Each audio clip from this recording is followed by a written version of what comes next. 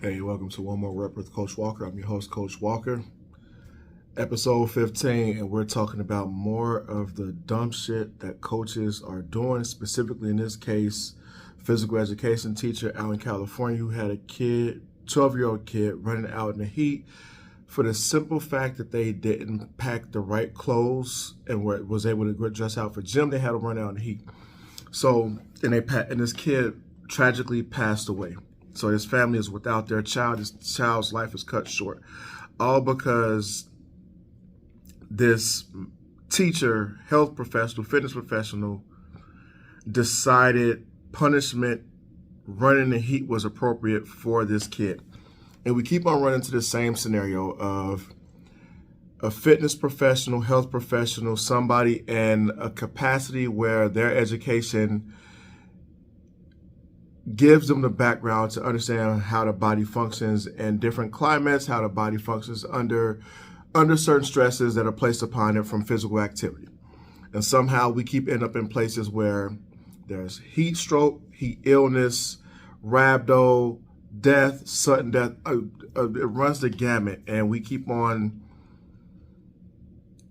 not seeing the right consequences for these people because for whatever reason, it doesn't go down the path of, okay, this person did something that was negligent. And that's the thing about it. Like, I've worked in this field for 16 years.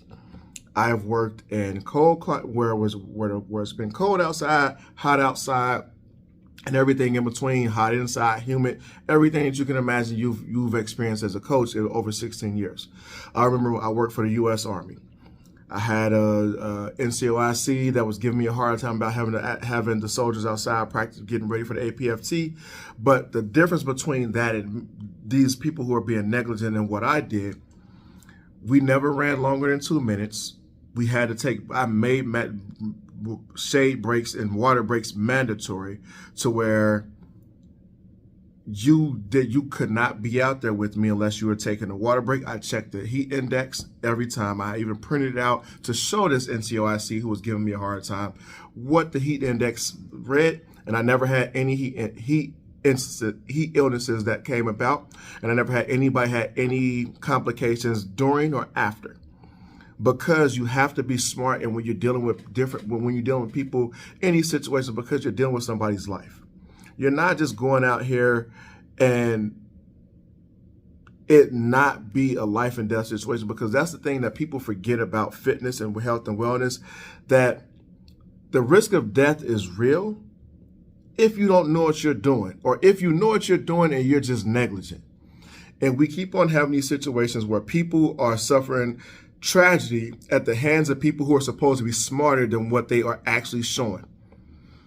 We sit back and we say, and whatever excuses that might be made, because I've done episodes on the rhabdo cases, and people come back saying the people didn't act negligently.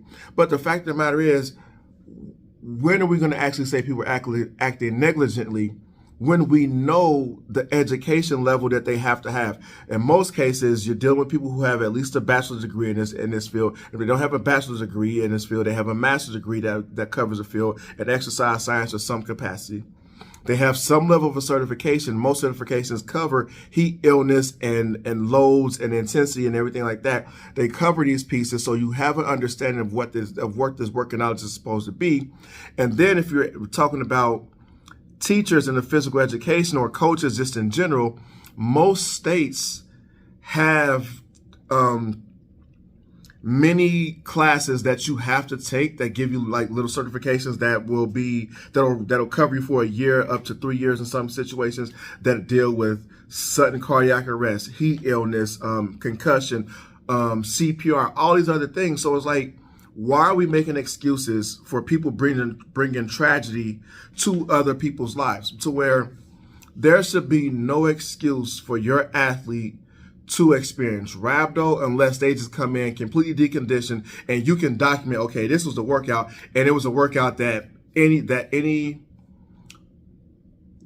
Any reasonable person would look at it and say, okay, this is a reasonable workout for this time frame of somebody coming back in, and it's just a freak accident. Those situations, okay, you can't hold anybody really at fault, because if a person comes in who's that deep condition, there's not much you can do. But if you come in and you're just training somebody at a level that's far above where they're at, that's on you as a fitness professional. If you have a kid outside running in the heat and they tell you, I need water, I can't breathe, you as the adult, not even talking about just a fitness professional, you need to use your common sense and let that kid stop, get them some water, get them in the shade.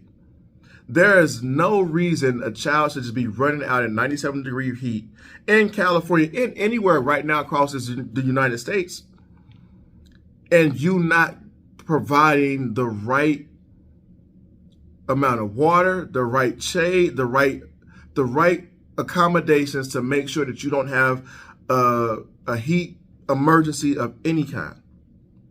It's just a simple fact. We can't keep letting people get away with, okay, oh, it was just a tragic event, or it was something that was unexpected. As a professional, I know that if I push you to a certain level, there is a chance for a detriment. Is the risk reward, is the what is it? The law of diminishing returns. If I keep pushing to a certain point, I'm going to hit a ceiling to where me pushing you beyond that point is not going to be helpful. Whether it's for punishment or if it's for us actually working, we need to understand that in this community, in this fitness world, in life in general, you have a ceiling on how hard you can push somebody. You have to be aware of the conditions in which you're pushing them in, especially with how hot this summer was. There should have been no reason for this kid to be outside. If we have situations where people are experiencing rhabdo, it should not be the case.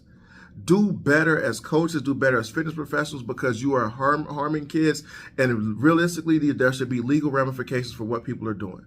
Take care of these kids that you're involved with. Do better. Maximize, improve, excel. Train better. Train hard. Train better. Coach Walker out.